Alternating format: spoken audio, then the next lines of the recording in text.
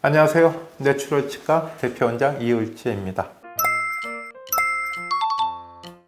이번 질문은 선생님 영상을 보며 힘을 얻고 있는 학생입니다. 치아가 부종교합이고 턱이 안 좋아서 교정을 하고 있고, 그 전에 턱이 안 좋아서 이제 CT도 찍었고, 그 결과 교정을 진행해도 된다고 이제 해서 발치 교정을 진행 중인데 3개월 됐네요. 위에 2개는 뽑았고 발치했고, 아래 턱에도 이제 철사를 넣으면서 턱이 갑자기 아파지기 시작했네요. 왼쪽 귀에 통증도 계속 나고, 오른쪽 얼굴 턱에도 통증이 생기고, 걱정이 돼서 그 병원, 다른 병원 CT를 찍어봐도 CT에 문제가 없다고 그러고, 소염제, 근, 이완제 처방만 받고 있고, CT에 문제가 없으니까 디스크 문제인가 싶어서 MRI를 찍어보고 싶은데 교정 철사가 있으니까 찍을 수 없다고 하고, 이제 답답하죠. 선생님 보시기에는 어떻게 계획을 세워야 할지. 교정을 마친 후 스플린트를 한다. 그동안 턱 아픈 걸 참아가면서. 두 번째, 교정을 중단 후 턱관절 치료를 하는 건지, 그걸 궁금해 하시네요. 또 이렇게 턱이 아픈데도 CT상에 문제가 없다고 나올 수 있는 건지. 착한 학생이네요. 맨 밑에.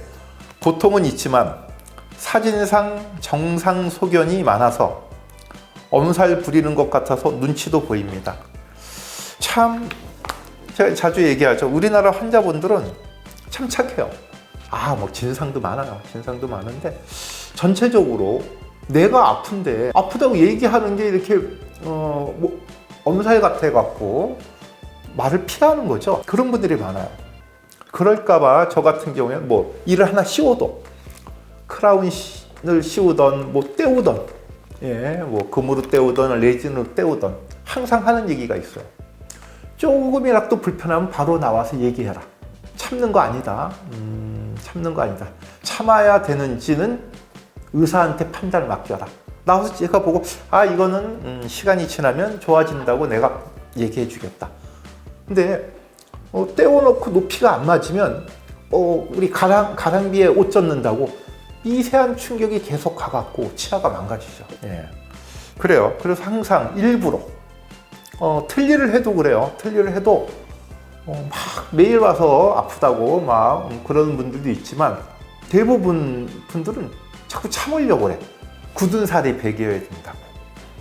굳은 살이 되어야 되는 부분이 있고, 절대 될 수 없는 부분이 있어요. 무조건 일부러 약속을 해. 그래요. 우리 환자분들이 그렇습니다. 자, 일단 CT, MRI. 이건 참고사항이죠. 참고사항. 맨날 MRI 찍으면 뭐예요? 치료를 해야지. CT는 부담스럽지 않으니까 그런데, MRI는 돈이 얼마야. 예전에 서울의 한 대학병원에서 싸우고 왔던 환자가 생각이 납니다. 처음에 MRI 찍었대요. 그리고 스플린트도 이렇게 밤에 끼는 스플린트를 했는데 계속 아프대. 그럼 2달 후에 계속 아프다 그랬더니 또 MRI 찍어보자고 또 찍어봤대요. 그리고 또 2달이 지났는데 계속 아프고 또 너무 아프다 그랬더니 또 MRI 찍자고 그래갖고 싸우고 나왔다고. MRI는 치료가 아니잖아요. 그걸 자꾸 찍어라. 그래, MRI 찍어갖고 이렇게 CD에 구워서 이렇게 USB에 담아서들 많이 오는데 좀 보지도 않습니다. 그냥 기본적인 엑스레이에서도 많은 게 보이거든요. 많이 보여요. 자, 일단 CT에서 이 정상이라고 그런다, 괜찮다고, 이건 이제 저희도 교정과가 있으니까 교정 원장님이 환자가 이제 턱이 아프다고 그러면 이제 저한테 이제 봐달라고 그러죠. 엑스레이 보고 환자 상태 보고 그러면서 이제 판단을 하죠. 턱관절 치료를 먼저 할지. 이제 현재 아프면 턱관절 치료를 먼저 하죠. 근데 가끔 그렇다고 그러면 교정을 해가면서 중간에 우리가 스플린트 치료를 하던 어떤 치료를 하던 할 수가 있으니까. 그리고 턱관절 환자는 또 교정하는 것도 아무래도 조심스럽게 치료를 진행해야죠. 치아를 발치하고 이를 빼고 그 자료로 이제 이들을 움직이죠. 그럼 치아는 산이 있고 계곡이 있죠. 산이 있고 계곡이 있어요. 근데 치아가 움직이다 보면 산길이 만나요. 높은 데끼리. 그래서 이들이 아프죠. 그래서 발치하고 교정하면 이제 막 이가 아플 때가 이제 있죠. 근데 이제 턱이 간여가 되죠. 턱이 움직이죠.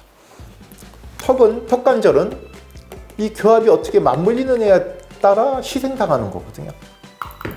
CT의 기준, CT가 괜찮다. 그 기준은 어디에 있을까요?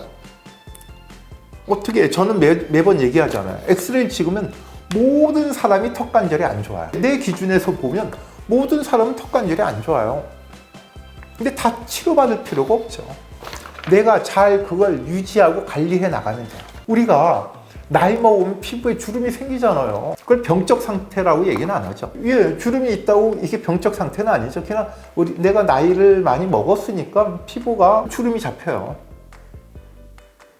턱관절이 닳았다고 해서 병적 상태는 아니에요. 잘 적응하고 살아가고 있으면 큰 문제 없습니다.